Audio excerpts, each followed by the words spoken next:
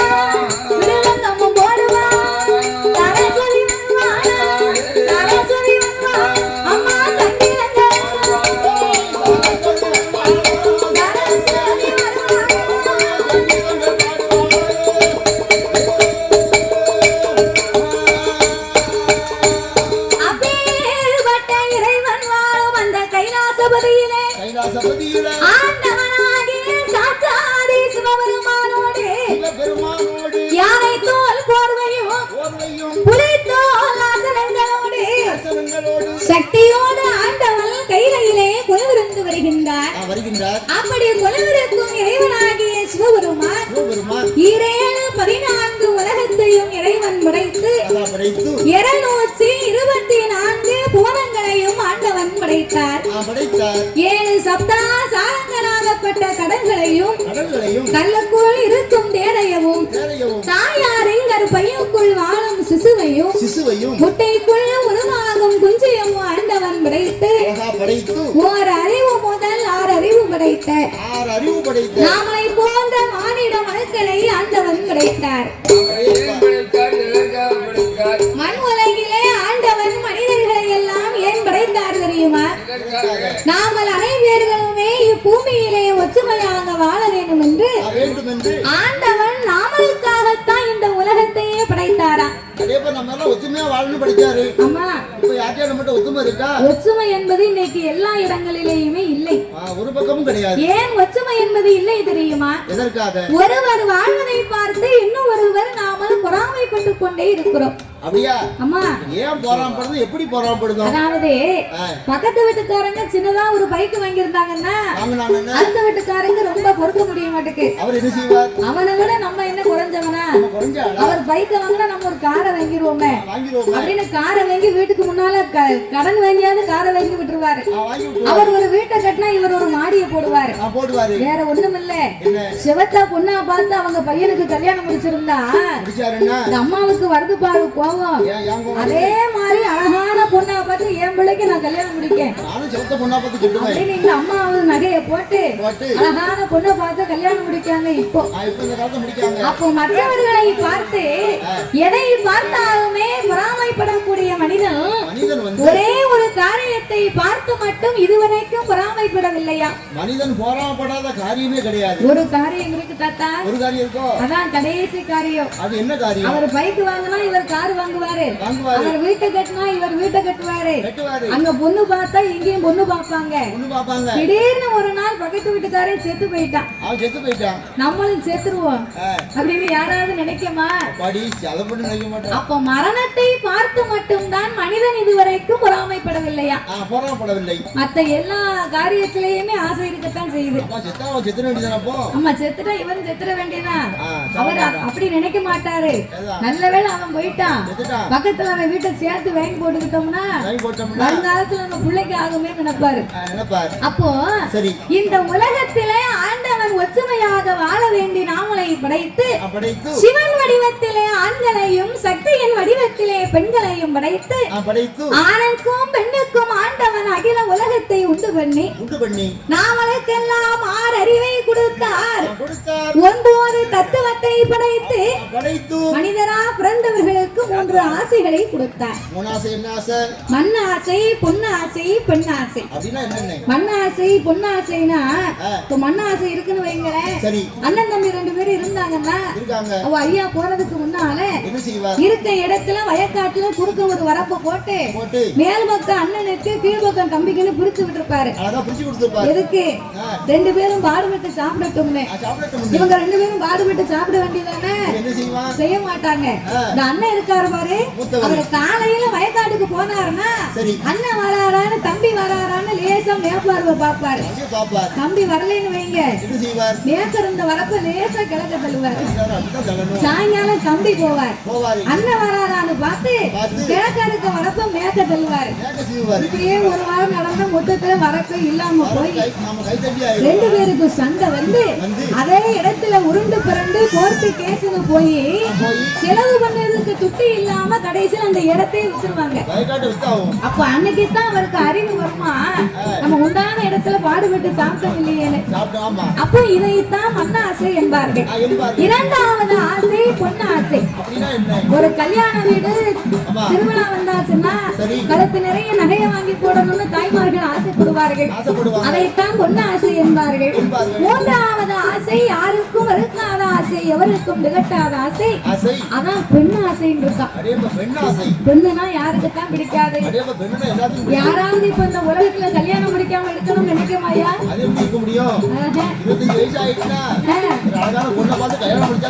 கப்பல்ல பொண்ணு வருவதா எனக்கு ஒண்ணு எங்க அப்பனுக்கு ஒண்ணுன்னு கேட்பானா. பொண்ணு மேல அவ்வளவு ஆசை. அப்ப இந்த 3 ஆசைகளையுமே முக்கண்ண நாமளுக்கு கொடுத்து என் சான் உடம்பை கொடுத்தான், ஒரே ஒரு சான் இந்த வயசை வயத்தை கொடுத்து என் உடம்புல இந்த ஒரு தான் வயத்தை கொடுத்ததுதான் பெரிய தப்பு. ஏன் தப்பா? இந்த ஒரு தான் வயத்தை கொடுத்ததுக்கு உலகத்துல நம்ம எல்லாம் என்ன பாடுபடுறோம்யா? ஊரு விட்டு ஊரு, நாடு விட்டு நாடு, மாவட்டம் விட்டு மாவட்டம், இரவெல்லாம் பாராம பகலெல்லாம் பாராம எங்க வேலைக்கு கூப்பிட்டாலும் நம்ம பயணம் பண்ணி போறோம். எல்லாம் எதுக்கு? இப்போ நம்மளும் தென்காசி மாவட்டத்துல இருந்து இந்த காஞ்சிபுரத்துக்கு வந்திருக்கிறோம்னா எதுக்கு வந்திருக்கோம்? எல்லாம் 2 இட்லி கிட்ட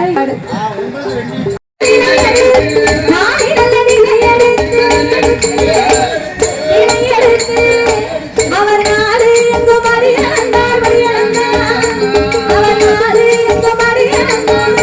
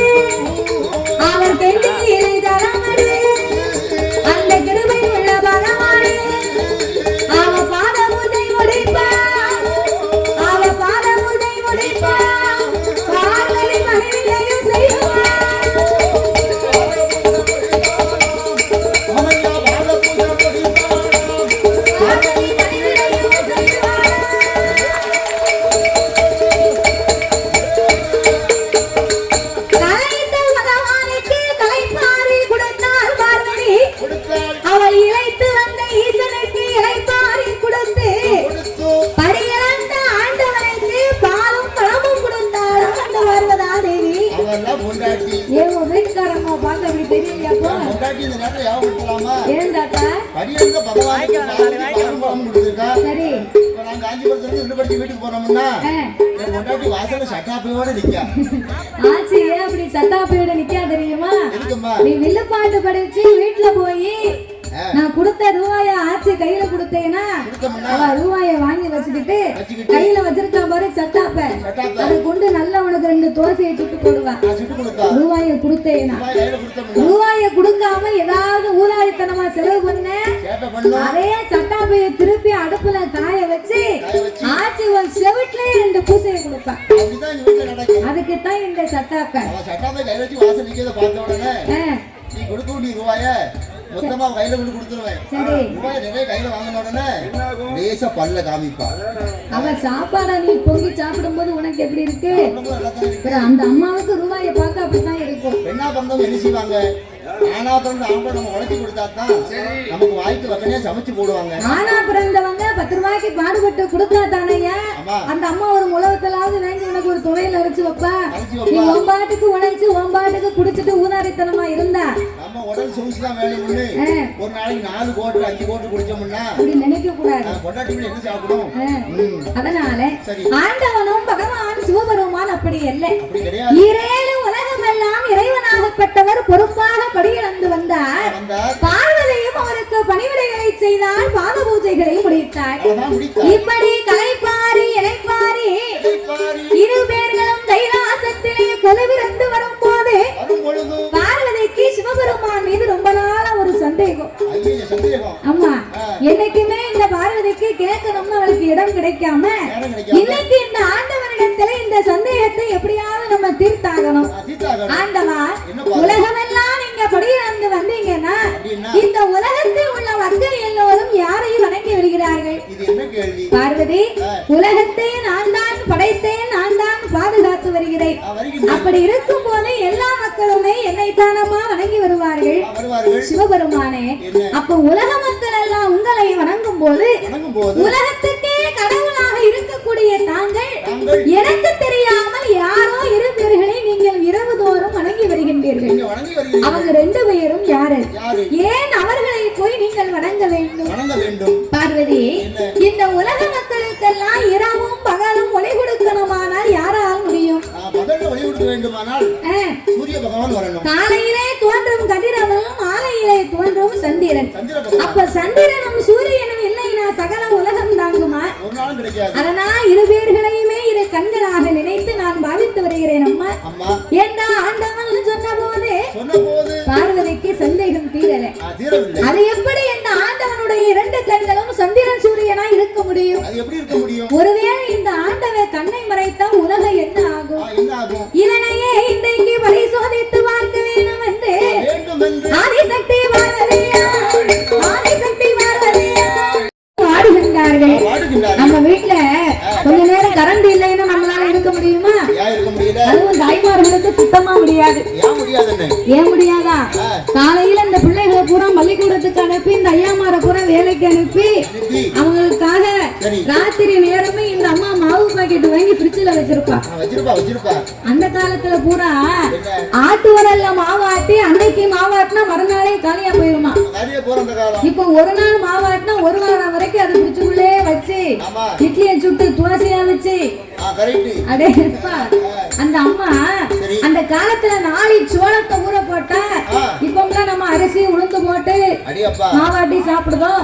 அப்ப பூரா இப்படி கிடையாது. அப்ப எல்லாமே சோளம் மட்டும்தான்.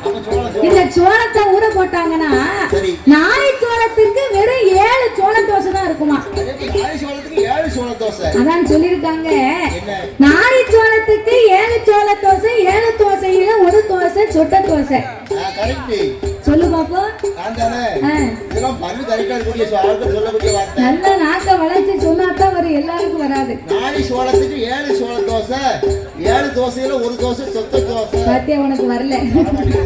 வேகமா சொல்லணும்.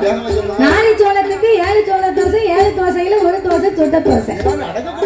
அப்போ இந்த சோளத்துக்கு ஊற போட்டாங்கன்னா மறுநாள் காலியா போகும். ரொம்ப ஆரோக்கியமா இருந்தாங்க. அப்போ இந்த ஆட்டு வரல மாவாட்ட முடியாம தாய்மார்களுக்காக ஒரு காலத்திலே ஒரு கிரைண்டர் ஒண்ணு வந்துச்சு. அதான் லட்சுமி கிரைண்டர். அப்ப ரொம்ப ஃபேமஸ் இல்ல. இந்த லட்சுமி கிரைண்டரை வாங்கி அந்த அம்மா கொஞ்ச நாளைக்கு மாவாட்டி பார்த்தாங்க. அது மாவு நல்லா தான் ஆட்டுது. இருந்தாலும் அந்த குழவிக்கல்ல தூக்கி இவளுக்கு கழுவ முடியலையா. அப்படின்னு அந்த கிரைண்டரையும் தூக்கி தூர போட்டாச்சு. அதுக்கு பிறகு இந்த கவர்மெண்ட்ல இருந்து ஒரு சின்னதா ஒரு கிரைண்டர் கொடுத்தாங்க. 2 பைதா மாதிரி இருக்கும். அதை தூக்கி உள்ள போட்டு அதுக்கு ஒரு மூடியை போட்ட மூடி, அதுவும் மாவு நல்லா ஆட்டுது. திடீர்னு ரிப்பேர் ஆயிடும். அப்ப இதெல்லாம் வேண்டாம்னு சொல்லித்தான் உங்க வசதிக்காக வியாபாரம் பண்ணணும்னு ஆசைப்படுறவங்க மட்டும் எப்பாடுபட்டாவது மாவு ஆட்டி மாவு தோசை மாவு பாக்கெட்ல ஊத்தி இப்ப தெருத்துல விக்கி. ஆமா, அப்ப என்ன போட்டு ஆட்டினாரோ, எப்படி ஆட்டினாரோ, எத்தனை நாள் ஆட்டினாரோ. மக்களுக்கு நாகரிகமும் வசதியும் வர வர நமக்கு உடல் சொகுசு வர வர நோய் அதிகமாகி விட்டதாம். நம்ம என்னைக்கு கஷ்டப்பட்டு நம்மளாம் சாப்பிட்டோமோ அன்னைக்கு வரைக்கும் நம்ம நல்லா தான் இருந்தோம். நாகரிகமும் நமக்கேற்ற வசதியும் வர வர நமக்கு பிரேகத்துல சுத்தம் இல்ல நோய் வர ஆரம்பித்து பிறகு அப்போ இந்த அம்மா இந்த மாவு பாக்கெட்டை வாங்கி ஃப்ரிட்ஜ்ல வச்சு காலையில இந்த அம்மா இட்லியை வச்சு தோசையை சுட்டு அதுக்கு தேங்காய் சட்னி வைக்கணும் பாரு. இந்த தேங்காவை சில்லு போட்டு மிக்ஸி ஜார்ல அள்ளி போட்டிருப்பா. சுவிட்ச போடணும்னா அப்பந்தான் போய் கைய வைப்பா பாரு. படக்குன்னு கரண்ட் போயிடும். அப்ப அந்த அம்மாவுக்கு வரும் பாரு கோபம். நமக்கெல்லாம் ரொம்ப அனுபவம். அப்ப அந்த அம்மாவுக்கு வரும் பாரு கோபம். பேதியில போவான் கரண்ட், கொள்ளையில போவான். இப்படியா லைன உருவாங்க. எங்க ஆட்சியில உட்கார்ந்து அப்படி ஏசுவா 1 மணி நேரம். அவர் எந்த கம்பத்துல ஏறி நிற்காரோ நமக்கு தெரியாது. இங்க உள்ள நிலைமைய பார்த்து இந்த அம்மா இப்படி எல்லாம் ஏசுவாங்க பேசுவாங்க. அப்ப கொஞ்ச நேரம் கரண்ட் இல்லாமலே நம்மளால இருக்க முடியலையே. உலகமே இருட்டா இருந்தா நம்ம என்னதான் செய்ய முடியும்? அப்பந்தான் சிவபெருமான் பார்த்தார். பார்வதிக்கு இருக்கக்கூடிய இந்த 2 கண்ணை தானே மறைக்க முடிந்தது. சிவபெருமானுக்கு 3வது கண் நெற்றிக்கண் இருப்பது இதுவரைக்கும் தெரியாது. அதனால் நெற்றிக்கண்ணை திறந்து ஒளி கொடுக்க வேணும் என்று ஆண்டவன் சிவபெருமான் பார்வதிக்கு முன்னால் உச்சி கண்ணை திறப்பார். உச்சி கண்ணை திறப்பார். அவரை உலகில் ஒளிவிப்பார்.